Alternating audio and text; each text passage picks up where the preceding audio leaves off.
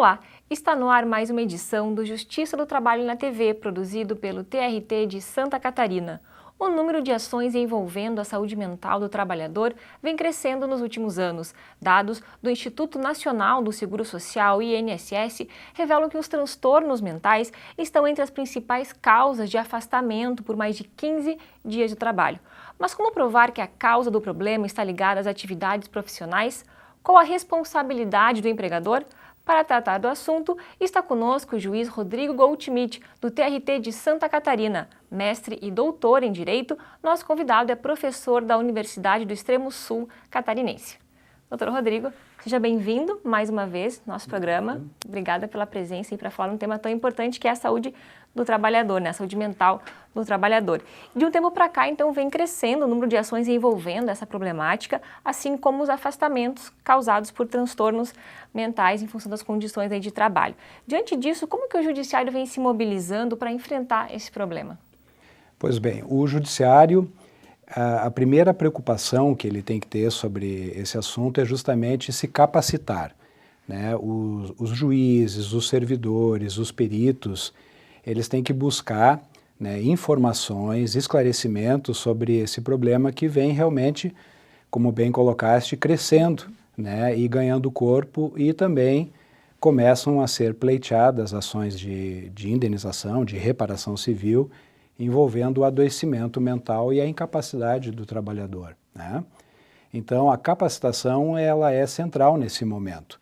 Ele é um assunto que não é estritamente jurídico, ele também envolve aspectos da gestão das empresas, aspectos também da medicina, da própria psicologia, né? E esse é um momento que a gente, então, tem que procurar se socorrer desses outros profissionais, é um assunto transversal, e se capacitar e colher informações.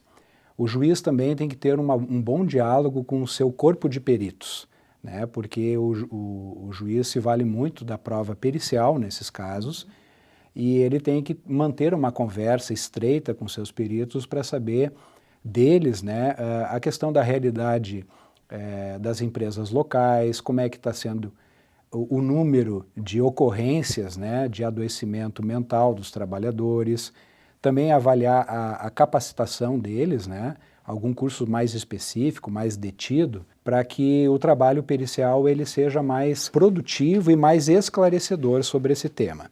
E por que a capacitação é importante? Ela é importante porque o juiz ele preside os trabalhos de instrução de um processo judicial.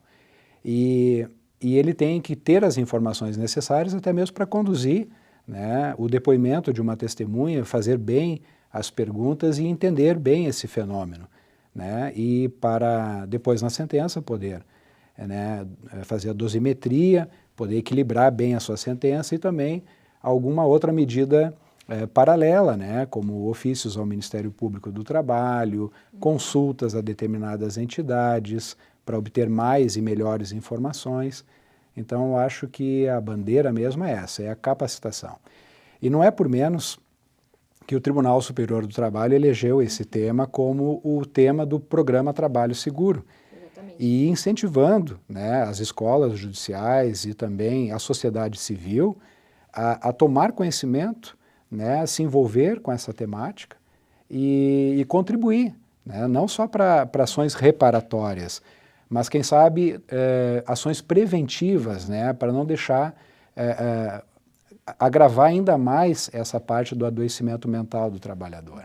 Bom, a saúde, então, a situação, melhor, no país ela é grave. Só para ter uma ideia, a pesquisa realizada pela Universidade de Brasília, em parceria com o INSS, revelou que quase 50% dos trabalhadores que se afastam por mais de 15 dias sofrem com algum transtorno mental e a depressão é o principal deles, né? Então, diante disso, esse problema não deveria ser tratado com uma outra abordagem, como uma questão de saúde pública, por exemplo? Olha, eu acredito que sim. Tá? Quando a gente fala, por exemplo, de meio ambiente, um segmento dessa teoria, né, do direito ambiental é justamente o meio ambiente do trabalho. E no meio ambiente do trabalho, nós temos que ver como é que as pessoas se relacionam, como é que é a relação da chefia para com seus subordinados, né, para verificar as causas, né, dessa questão do adoecimento mental do trabalhador. Esses números estatísticos, eles são sinais que despertam e vem despertando cada vez mais a nossa atenção. Opa, alguma coisa não está certo, né? O que está acontecendo no âmbito dessas empresas? Como é que é o modelo de gestão dessas empresas? Nós temos alguns trabalhos importantes, né, como, por exemplo, de Christophe Dejour, né, ele tem obras como Fator Humano, né, a psicodinâmica do trabalho, a banalização da injustiça social. São textos, livros que revelam justamente esses problemas que ele denomina como gestão por injúria, de pressionar o trabalhador, cobrar metas, não ter um trato humanístico com o fator humano, né, e as doenças mentais, esses transtornos afetivos, entre eles a depressão, acaba ganhando corpo e a nossa sociedade cada vez mais competitiva, individualista, né?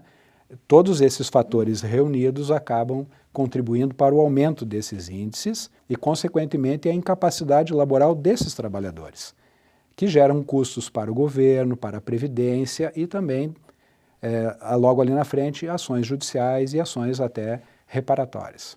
É justamente essa dinâmica moderna do trabalho, de cobrança excessiva por produtividade, por metas, o próprio assédio moral, inclusive, né, que são fatores que desencadeiam justamente esses transtornos mentais nos trabalhadores, né? E na sua pesquisa de pós-doutorado, você defendeu que tanto a saúde mental do trabalhador como a reparação civil são direitos fundamentais. Queria que você explicasse, então, por quê. Exato, é que, assim, dentro da Constituição, né, nós temos o regime de direitos fundamentais. Nós temos direitos fundamentais individuais, que seriam de primeira dimensão, e os direitos fundamentais sociais de segunda dimensão. Dentro dos direitos fundamentais sociais, nós temos o trabalho, as relações de trabalho em geral, né? E a saúde também é um direito social, um direito fundamental. Então, quando a gente tem a saúde afetada, né, surge para o trabalhador uma ação, uma pretensão, né, para reparar os danos que ele sofre, né, diante dessa problemática. E essa reparação, ela também tem essa fundamentabilidade. Por exemplo, no artigo 7º, né, inciso 28, nós temos lá a previsão de ação reparatória por danos causados ao trabalhador. E faz parte do regime de direitos fundamentais. Por que essa preocupação? Porque o regime de direitos fundamentais, ele é um regime protegido dentro da Constituição.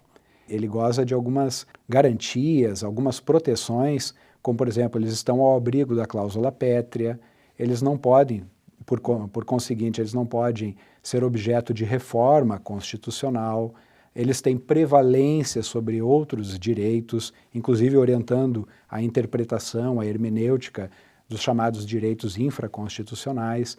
Então, quando o juiz, o aplicador do direito, né, consegue fazer o enquadramento dessas normas como sendo de direitos fundamentais, ele realça a importância e coloca em voga, né, aquilo que é mais valioso para o contexto social, que é justamente a dignidade humana, a vida e a saúde desse trabalhador. Doutor Rodrigo, os transtornos mentais, como a gente comentou no bloco anterior, então, levam milhares de pessoas a se afastarem do trabalho. Em muitas situações, a causa do problema está ligada às atividades desempenhadas no serviço.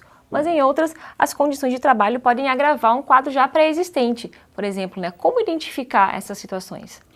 Pois é, aí que a gente tem que se valer muito do trabalho pericial.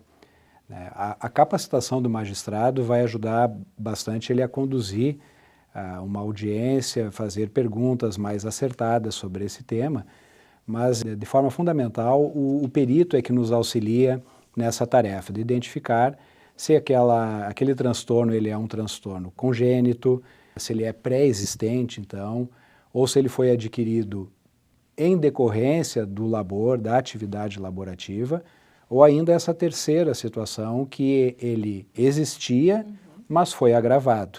Né? Para fins de estabelecimento de nexo e até mesmo enquadramento como uma doença, o agravamento é um dos fatores, né, que, de acordo com a lei previdenciária, também pode gerar a concausalidade, né, o nexo concausal.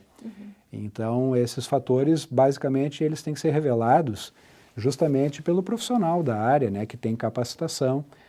O médico do trabalho, ele tem essa condição de estabelecer o nexo de causalidade e, no caso de dúvidas, ele pode, por exemplo, pedir um auxílio de um médico psiquiatra, né, para fazer com ele uma junta médica e chegar a uma conclusão mais apurada, né, diante dos documentos que estão dos autos, a própria anamnese do trabalhador, né, e aí a gente pode ter um juízo mais correto.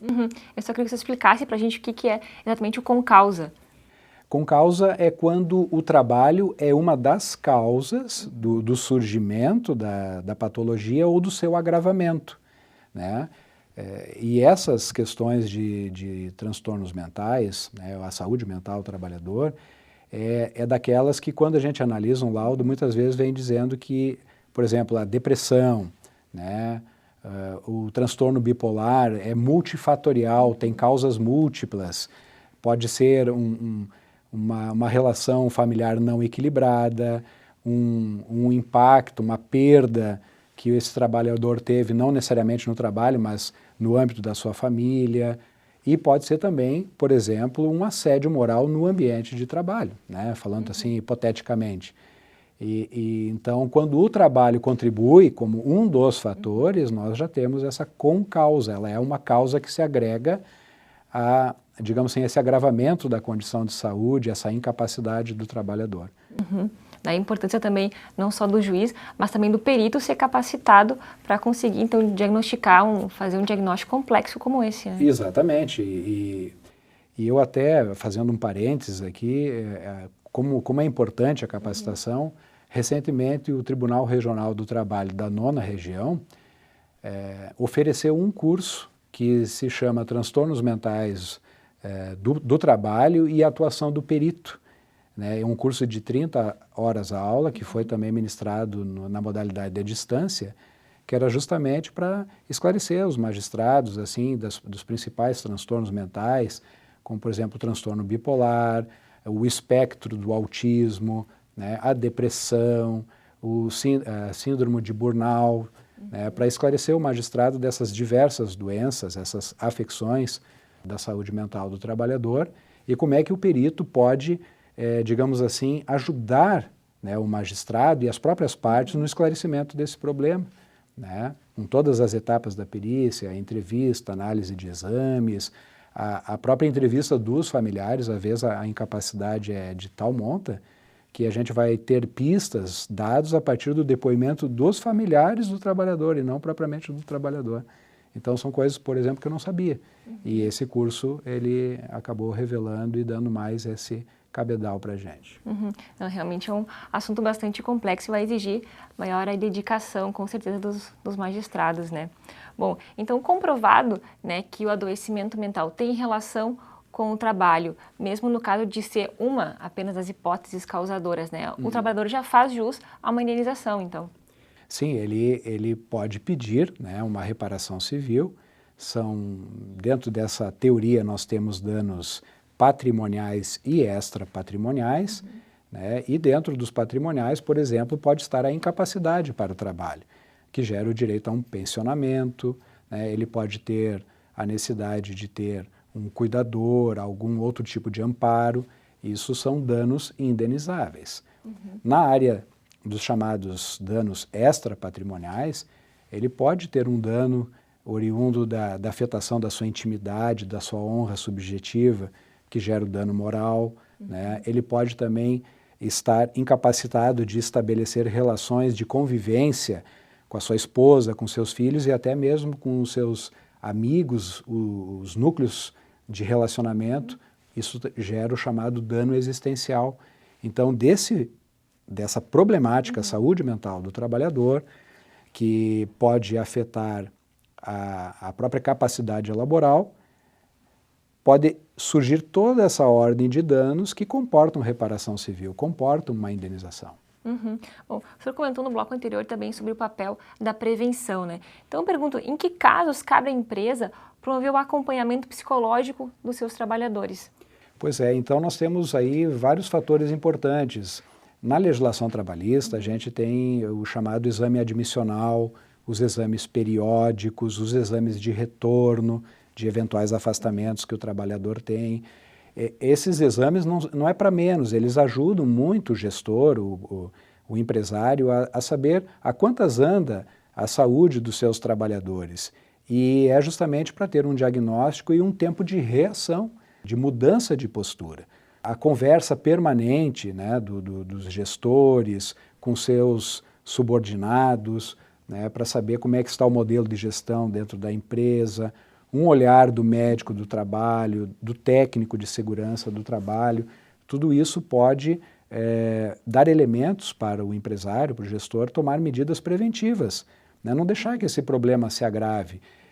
Cortar na raiz, por exemplo, alguma problemática de cobrança abusiva de metas, de assédio no trabalho, ou se esse trabalhador já tinha um quadro de transtorno mental e vem se agravando no trabalho, de repente encaminhá-lo a um atendimento especializado, humanizar um pouco mais as relações de trabalho. Isso está dentro de um princípio vigorante no direito contratual do trabalho, que se chama o princípio da solidariedade. O empregado não pode se desinteressar do empreendimento, é verdade, mas o empregador também não pode se desinteressar pelo seu empregado, né? Aí que está o fundo de uma relação de dignidade, né? Então, esse teste contínuo, esse olhar contínuo, ele é necessário para que a gente não deixe o problema acontecer. Uma via de mão dupla, né? Exato. Ambos têm que estar juntos aí. Exatamente. Bom, doutor Rodrigo, e quanto à responsabilidade civil do empregador, qual que é o entendimento da doutrina no caso de dano à saúde mental do trabalhador? Bom, ela segue a sorte da teoria da responsabilidade civil decorrente de doença ocupacional ou até mesmo de acidente do trabalho. O que fica em voga aqui é justamente aspectos voltados à saúde mental do trabalhador, que terão ou não o condão de incapacitá-lo para o trabalho, né, de determinar o seu afastamento da atividade laborativa, se esse afastamento ele é temporário, se ele é permanente, dependendo do grau dessa afecção, do dano que ele sofreu, né, pode gerar esse tipo de situação, né, e consequentemente, seu enquadramento como doença ocupacional ou um acidente de trabalho. E daí, então, surge a reparação civil, porque o trabalhador, se comprovado que o trabalho foi a causa determinante ou um dos fatores que determinaram, né, o surgimento do transtorno mental, como, por exemplo, um quadro de depressão, um transtorno bipolar, por exemplo, e isso acabou tornando ele incapacitado para o trabalho, isso pode decorrer, por exemplo, um pensionamento, pode decorrer um dano moral indenizável, até mesmo dano existencial, como eu falei no bloco anterior. Então, a gente faz toda uma análise dessa causalidade, se realmente foi o trabalho o que gerou ou desencadeou essa situação, e a gente faz toda a parte de proporção, saber em quanto essa pessoa está incapacitada, se essa incapacidade é total, se é temporária, e fixa, então, as reparações cabíveis. Bom, então, dentro desse contexto da responsabilidade civil do empregador, tem a questão da responsabilidade civil objetiva e da responsabilidade civil subjetiva. E uma que difere uma da outra tem a ver com a questão do que se entende por atividade de risco. Então, queria que você explicasse um pouquinho melhor para a gente. Pois não. Quando a gente fala de reparação civil no âmbito trabalhista, das relações de trabalho, nós temos um dispositivo na Constituição que coloca a chamada responsabilidade subjetiva, que é aquela que pressupõe que o autor da demanda, ele prove que possui um dano, né, que o causador do dano agiu com uma ilicitude e o nexo entre uma coisa e outra, né? Então, aqui é essencial para essa modalidade de reparação a prova da culpa do empregador, que ele agiu com culpa, que ele não agiu com perfeita consonância na legislação trabalhista, não forneceu os equipamentos adequados, não forneceu as condições de trabalho que sejam saudáveis e assim por diante. Na responsabilidade civil objetiva, não há necessidade de provar essa culpa do empregador, né? Basta que haja o dano, né, e o nexo com o trabalho. E aí está a grande diferença entre uma modalidade e outra, e surge então a questão da atividade de risco. Porque o Código Civil Brasileiro, no artigo 927, parágrafo único, Ele dá a pista de que a responsabilidade civil ela é objetiva quando a atividade ela é naturalmente de risco. Então, quando a gente vai olhar um caso concreto, né, nas relações de trabalho, a gente pergunta se naquela atividade econômica, aquele número de doenças ocupacionais ou aquele número de acidente típico, ela é corriqueira, né? Então nos leva a crer que aquela atividade é uma atividade naturalmente de risco. Hoje nós temos o chamado nexo técnico epidemiológico previdenciário, que é um cruzamento estatístico entre a atividade econômica da empresa e o número de ocorrências de doença e acidente de trabalho. Então, quando a gente percebe que, por exemplo, depressão, ela é em maior número em uma determinada atividade econômica, a gente tem uma pista de que ali aquela atividade ela é naturalmente de risco, podendo gerar a responsabilidade civil objetiva, né, que não exige do trabalhador, do empregado, a prova da culpa do empregador. Digamos assim, é mais fácil de estabelecer aqui um nexo de causalidade e uma reparação civil. Porque fica muito difícil para o trabalhador, nesse caso, ter de provar o nexo entre o transtorno mental e a relação com o trabalho, né? Então, esse caso facilitaria muito se fosse responsabilidade civil objetiva. Facilitaria bastante para ele, né, nessa circunstância. Até nós temos na pesquisa dois ramos de atividade, que é a atividade na agroindústria e a atividade bancária.